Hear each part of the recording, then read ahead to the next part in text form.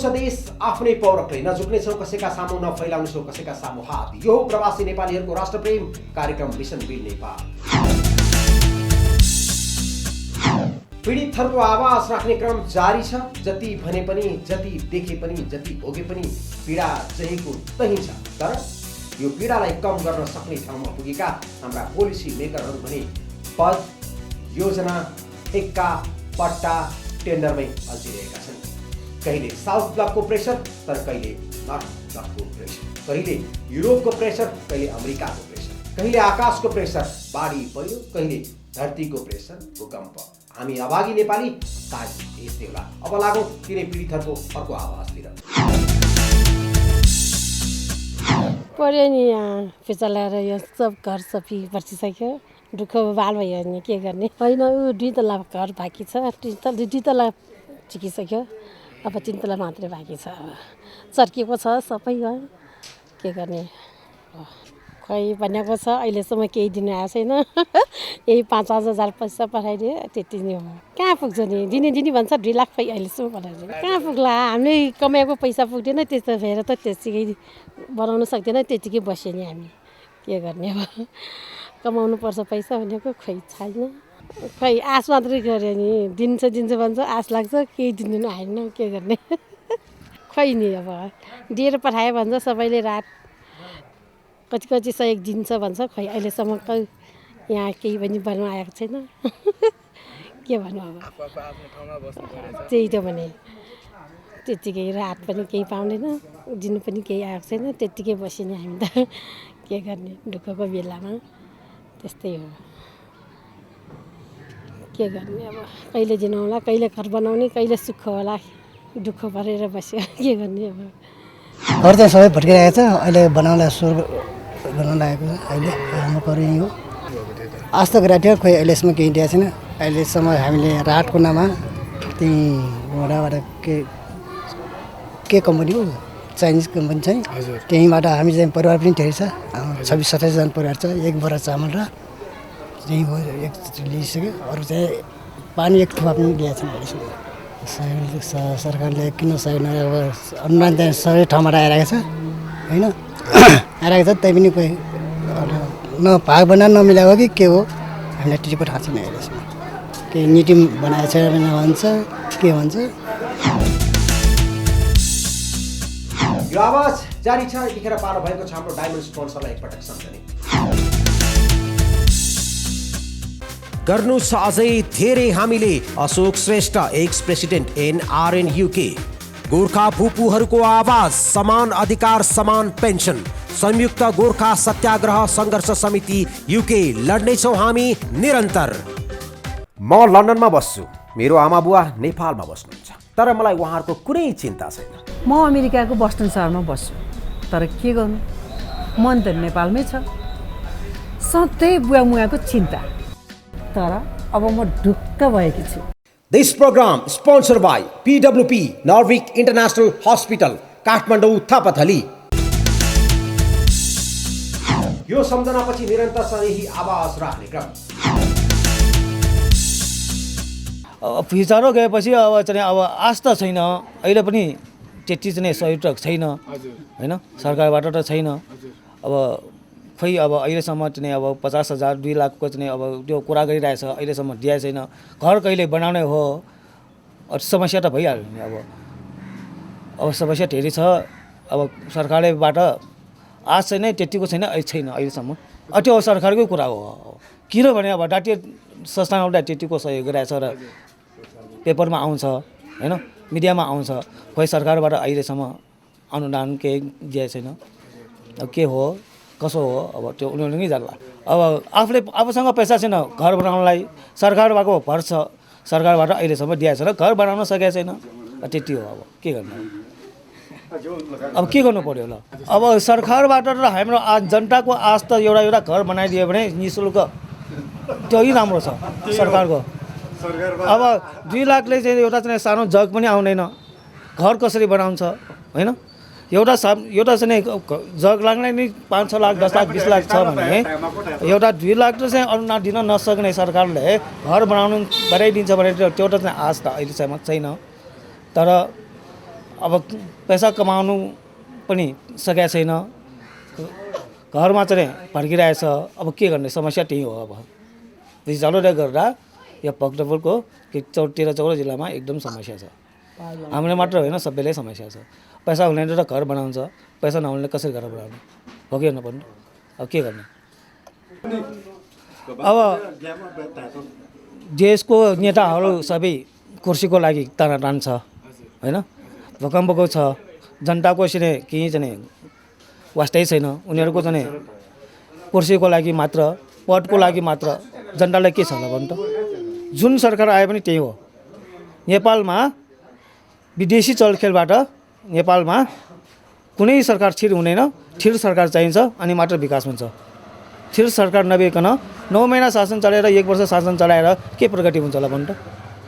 नेपालमा विदेशीको खेलबाट अहिलेसम्म 47 सालबाट अहिलेसम्म कति चाहिँ 5 वर्षसम्म चाहिँ सरकार तिरेको स्थायी भएको छ, 4 वर्ष भएको छ छैन अहिलेसम्म।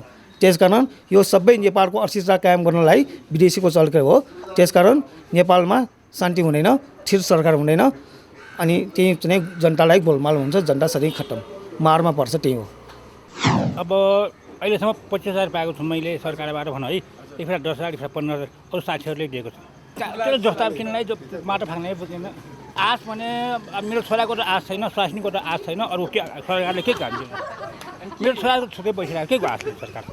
हाम्रो रनिङ क्यापिटल छ भने हुन्छ।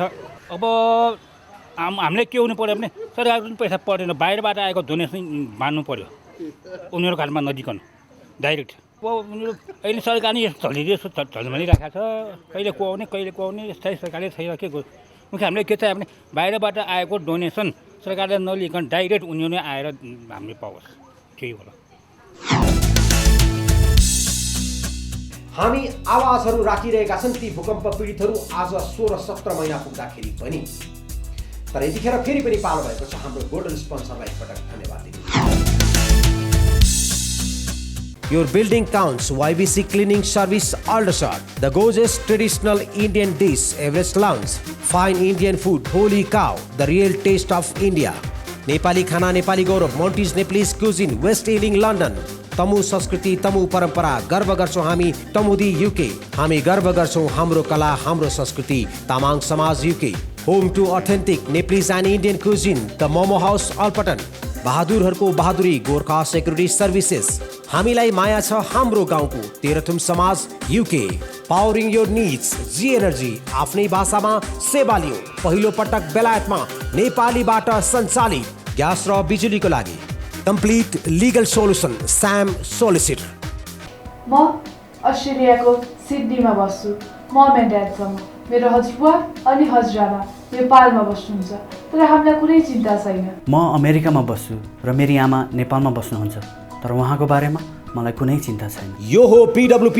तपाईँ विश्वको जुनसुकै ठाउँमा भए पनि तपाईँको आमा बाबुको स्वास्थ्य र खुसीको जिम्मा अब हाम्रो. यसैले नर्विक इन्टरनेसनल हस्पिटल तपाईँ जो आफ्नो आमा बाबुको चिन्तामा हुनुहुन्छ तर विदेशमा तपाईँको कर्तव्य र मायाको सारथीको लागि PWP parents wellness plan.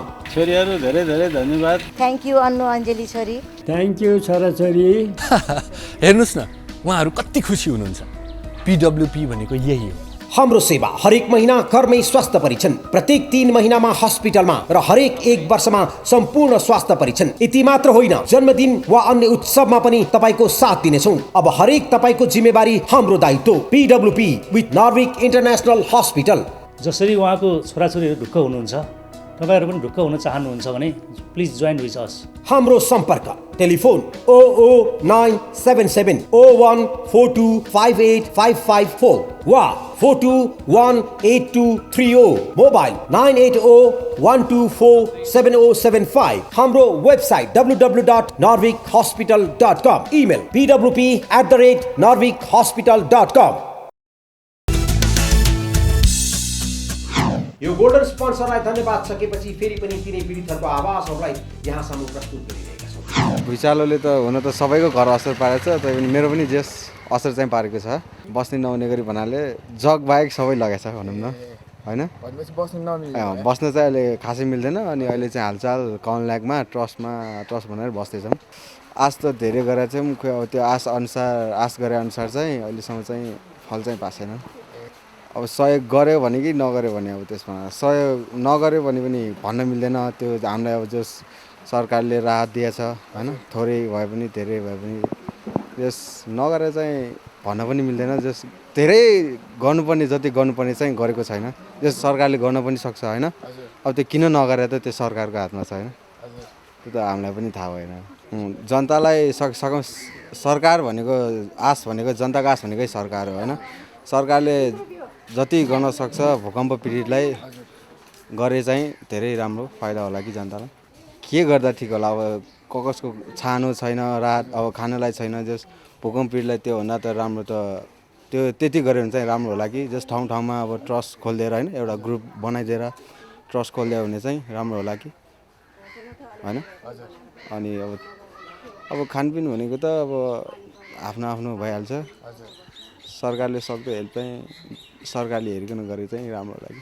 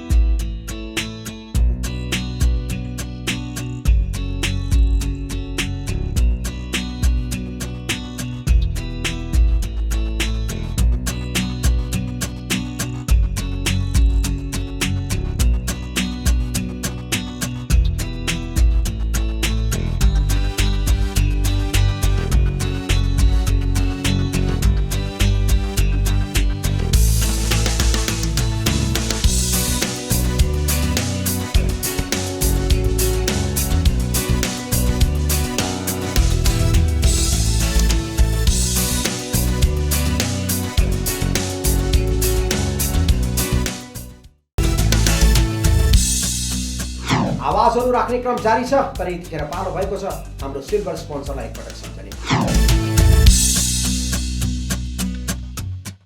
Nepali गर्व Gorkha palace Nepali restaurant, simple secure money transfer Everest money transfer UK, हाम्रो भाषा हाम्रो संस्कृति तमु समाज युके, साउना क्याफे एन्ड रेस्टुरेन्ट फोक्सटन, गर्छौँ हामी सबैको सेवा, सेवा नै हाम्रो लक्ष्य, नर्सिङ एसोसिएसन युके, माया छ मेरो राष्ट्रको रोशन सापकोटा, अब बनाउनु छ देश आफ्नै पौरखले, गेम गुरुङ उपाध्यक्ष तमुदी युके, हाम्रो संस्कृति हाम्रो गौरव, Kirat Yakthung Chumlung south west London शाखा, हामी हो एक हाम्रो एकता हेलिङटन गोर्खा नेप्लिज कम्युनिटी, रहन्छ निरन्तर देशको माया Mahendra Kadel real dream education consultancy service London UK, Nepali खाना नेपाली स्वाद आफ्नैपन आफ्नै खाना एभरेस्ट क्यास एन्ड क्यारी हामसार, नाचौँ गाउँ रमाउँ निर्माया रोदिगर Aldershot UK, a true sense and delight of Nepalese culture and tradition Gorkha event planner UK, नेपालीहरूको पहिलो संगठन AT association UK, Namaste travel and tours सधैँ विश्वासको प्रतीक हामी गर्छौं गरिरहन्छौं हामीलाई माया छ।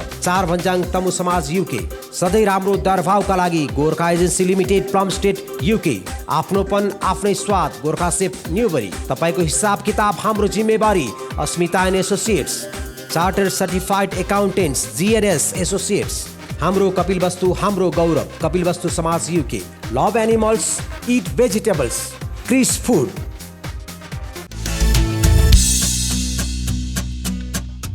यो सम्झनापछि फेरि पनि केही आवाजहरू यहाँको लागि। सरकारमा बस्नेहरूले मैले अघि पनि भने बोले अनुसारको काम गर्ने, भ्रष्टाचार रोक्ने, भागबन्दा रोक्ने र विदेशबाट आएको सहयोगलाई सदुपयोग गर्ने र जनतालाई दुःख परेको बेला सारा कर्मचारी संयन्त्रलाई इमान्दारीपूर्वक अब कार्यालय समय मात्र होइन साँझ बिहान पनि काम गर्नुपर्छ भनेर उत्साहित गर्ने गरेर देखाउने काम गर्नुपर्छ। होइन भने हामीले हाम्रो देशको यो भूकम्पपछिको पुनर्निर्माण गर्न हामीलाई धेरै गाह्रो हुनेछ। यसमा सरकारमा गएकाहरू नै दोषी हुने छ।